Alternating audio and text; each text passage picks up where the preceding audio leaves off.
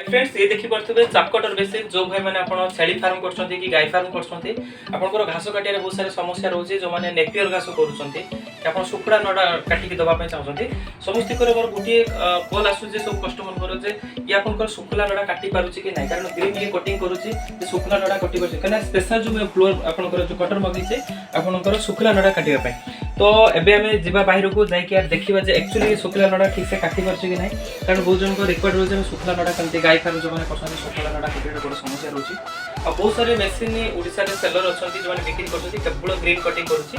सुखला नडा ठीक से कटिंग करि पानी तो सेत पे हम चलो तो जीवा देखबा को टाइप रे कटिंग करछंती यार कटिंग केमति रहउछि फाइन रहउछि कि हमर एटा दुई टाइप रो कटिंग अछि गोटे स्मॉल कटिंग अछि गोटे लॉन्ग टाइप रो अछि तो दुई टाइप रो गेयर वाला अछि देखि पाबे गेयर सिस्टम अछि